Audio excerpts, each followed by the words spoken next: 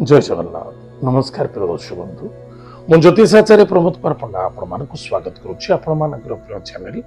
Astro कल्याण channel को। प्रिय दर्शक बंधु जो व्यक्ति मन चैनल को देखुं सब्सक्राइब करना सब्सक्राइब करूँ लाइक करूँ अधिक अधिक शेयर करूँ। एवं आसतु जाना देवगुरु बृहस्पति चलन 18 अक्टोबर 2025 मसीहा रात्र 9:39 12 सेकेंड देवगुरु बृहस्पति मिथुन राशि कर्कट राशि को आगमन करेंगे। ताहले जो व्यक्ति जन्मजातक राशि होची कर्कट राशि अन्यथा जो व्यक्ति जन्मजातक लग्न होची कर्कट लग्न जदि आपण पाखर जातक नाही नाम राशि होची कर्कट राशि ताले हमको टिके सावधान रहिया पड़िबो कारण आपनक राशि ऊपर अछंती देवगुरु बृहस्पति आपनकर मित्र कर्कट राशि रे देवगुरु बृहस्पति होचंती उच्च एवं मकर राशि होचंती नीच किंतु मन रखिथिबा दरकार देवगुरु बृहस्पति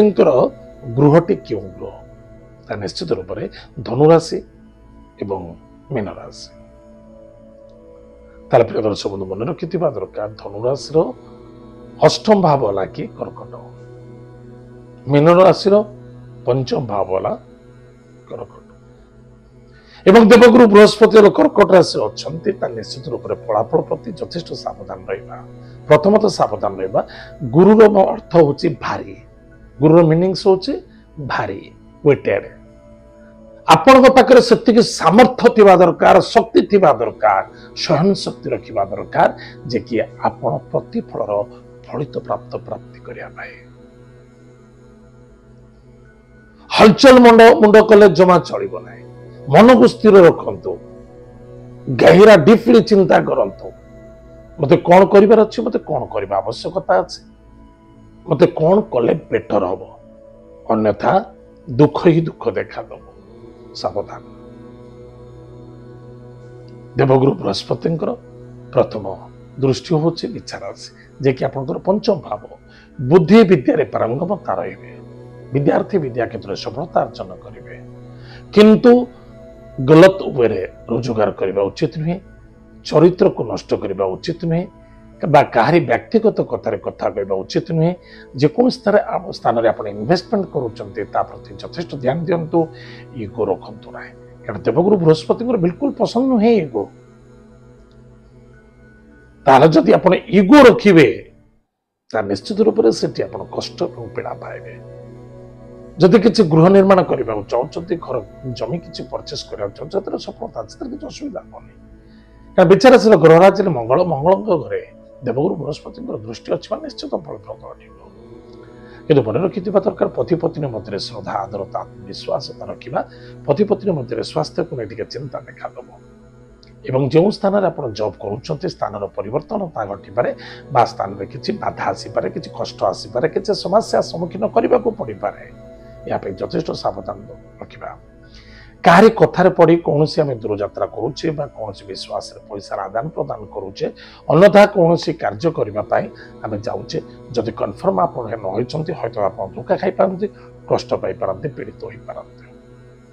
मन को जिते कंट्रोल रखा वाणी को नियंत्रण रखा धैर्यर सहित कार्य करने एवं अपेक्षाकृत किंतु लेजी हवा ना देवगुरु बृहस्पति जो आप राशि अच्छा आप चिंता करेंगे सब रेडीमेड मत मिल जाओ ना हेनी हठात क्रोधान्वित बा ना सीटा ठीक नुहे आध्यात्मिक हूँ परमार्थी हूँ सत चिंता करूँ पॉजिटिव थॉट नहीं चलतु ताले अधिक आर्थिक लाभ मिल आ गोटे कथा कहीदे बहुत बड़ गुरुत्वपूर्ण जिनस जो व्यक्ति राशि हूँ कर्कट राशि केभे भी देवगुरु बृहस्पति 5 डिसेम्बर पर्यंत कर्कट राशि रहिबे दयाकोरी केबे भी निशा द्रव्य सेवन करंतु नाही से आपण केबे भी छाड़िबेनी कष्ट एवं पीड़ा देबे केबे भी कौन सी क्षेत्र में रात्र 11टा परे बा 10टा पर ठारू रात्र 2टा पर्यंत कौन सी क्षेत्र मीटिंग करुचंती ताहा केबे ठीक नुहे बा कौन सी सांग दोस्ती मध्य जाके कौन सी फीस्ट करुचंती बा दूर ट्रैवल करुचंती सेथिरे मध्य घात होई पारे हठात रागी घर बाहर को जावा उचित नुहे